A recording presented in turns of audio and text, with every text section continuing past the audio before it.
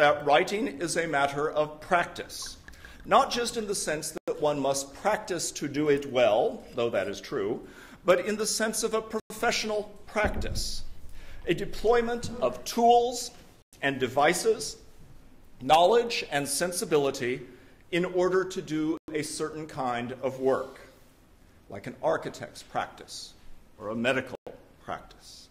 Writing a book, like other crafts, is a matter of thinking in the process of making. It involves less manual dexterity. I have seen Richard type as well as play the cello. But when done well, it is craft work of the kind that Richard has described so well in his books, but I want to suggest practiced so well in creating the books. As a writer, Richard has a marvelous style, inviting, conversational, a bit like the best sort of tutorial a privileged university student could imagine. His discourse is learned, but the erudition is never an end in itself. The references to Diderot and Fichte, Lévinas and Proust, Jane Jacobs and Le Corbusier are there to help you learn to think. Each book says, in effect, think this way. A little bit like the character in Young Frankenstein who says, walk this way. But Richard's message really is think this way. Think, right? The books are an invitation to think. They do not say, the authorial voice never says, I have learned everything and now I am going to explain it to you. That's what Jürgen Habermas says, but not what Richard says about the public sphere. Richard's books do not say there is a system, and if you master and unlock this Hegelian system, you will have the key to everything. Richard's books invite you to think. They offer you resources with which to think. They invite you to think in a way that he has discovered is interesting and useful, possibly morally and publicly profound.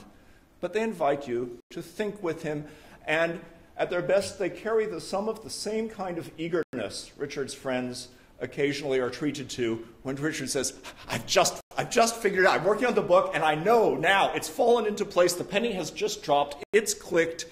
It's about this.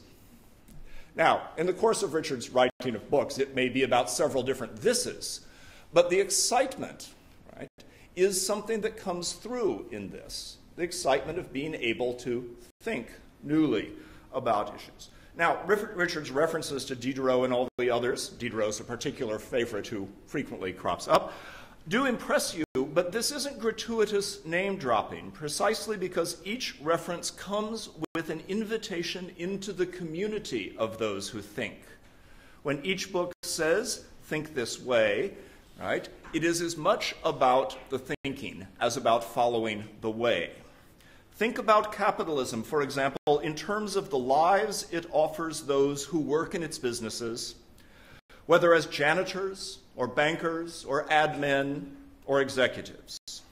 Don't forget the economics, but don't let your vision be reduced to an alleged bottom line of profit margins or GDP, and fail to see that this, capitalism, is a system that creates and distributes and forecloses not just wealth, but opportunities to live, to formulate plans, to find a purpose and a meaning for your life, a community with others, or a connection to future generations. Or think of authority, another of Richard's books, less famous but one of my personal favorites. Think of authority not just as a form of domination, but a modality of respect. Recall the ideas of personal dignity that were implicit in practices like addressing colleagues and even friends as Mr. or Mrs., Professor or Doctor, Master or Maestro, vous rather than tu. Think of cities, not just as efficient or inefficient, magnificent or mundane, but as sites to hear, smell, see, and feel the presence of others. A presence that may be public or private, frightening or reassuring, congested into traffic, mediated by membranes that give shape to neighborhoods, open to the flaneur. Think of the ways in which cities nurture or debase public life. Don't just privilege the familiar and private, but don't imagine that the public is merely the exposed or the numerous or the lowest common denominator. See how the public is performed. And in Richard's account of the public, it is always crucial, as so many others forget, to keep the performative dimension in mind. Performances shaped by culture and tradition and skill and creativity. The skill, the creativity of designers, architects and urban planners, of visionaries of various kinds who think about what cities could be without ever building a building, and of the ordinary people who make them live in their practices. Richard has been famous for nearly 40 years.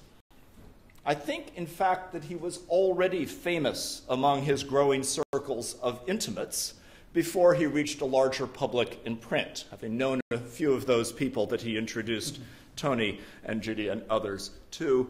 I think that Richard was already somebody talked about by others and famous in that sense, but it was the publication of The Hidden Injuries of Class in 1972 that brought him wider fame.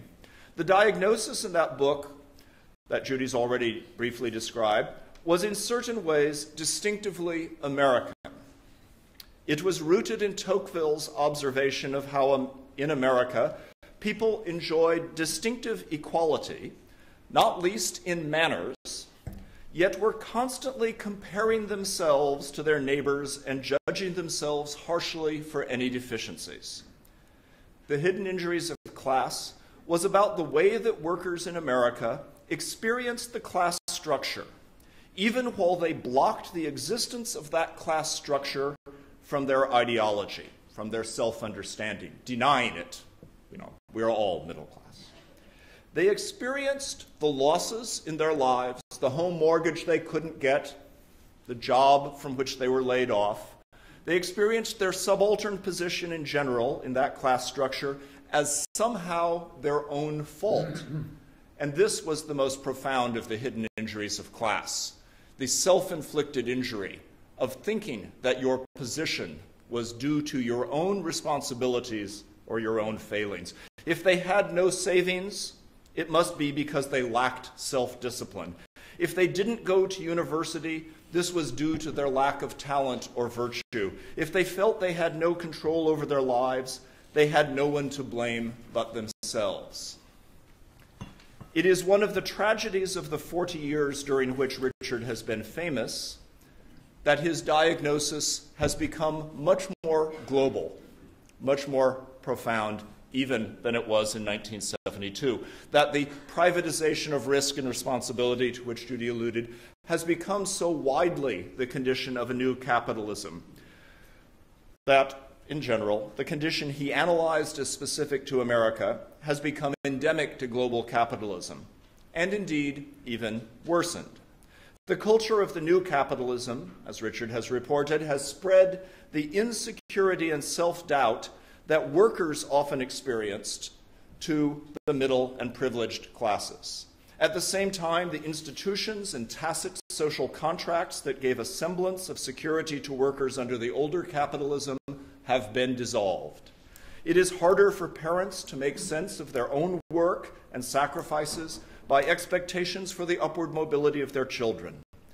But the issue is not, as so many sociologists long assumed, merely mobility or even inequality itself.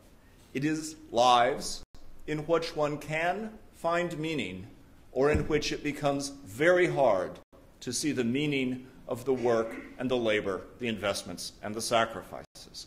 Richard has studied these issues first and foremost as an acute, sensitive observer, and secondly through a range of interviews and more generally conversations. It's customary at the beginning of a book based on interviews to say how many subjects were interviewed and to enumerate and count the interviews. I did 56 interviews of an hour each using this list of questions. You won't find that in Richard's books. That, one may suspect, is because Richard did not work in that manner, that Richard conducted far more interviews and far more intensive interviews because every conversation he had while he was working on the book was part of the research, as well as those in depth and detail that he returned to over and over again. I understand. Richard watches, he listens, he does so empathetically.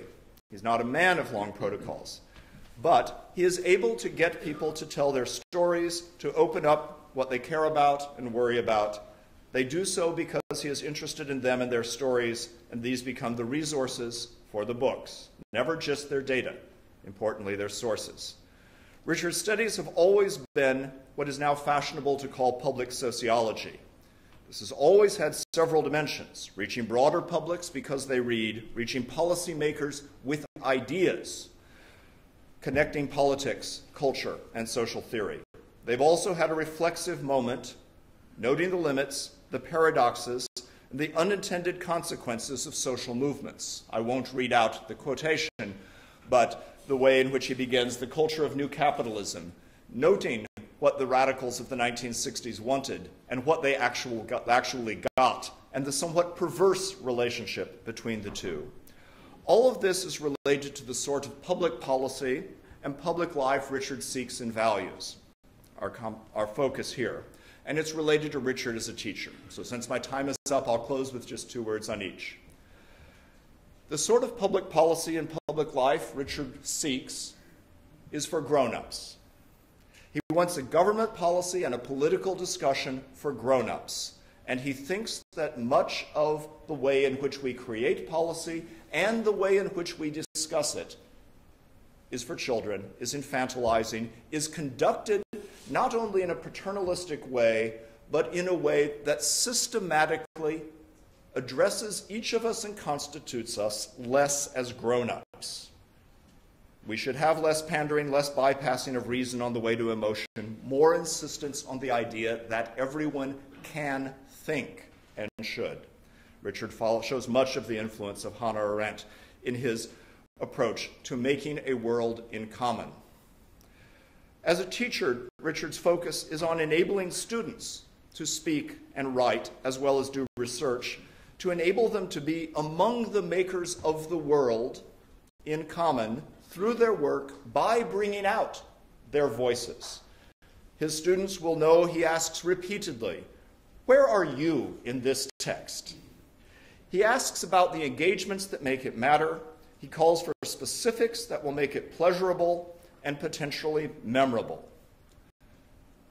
The connection between Richard as a teacher and Richard thinking about the public sphere and participating in the public sphere is meaningful and mediated by Richard, the writer.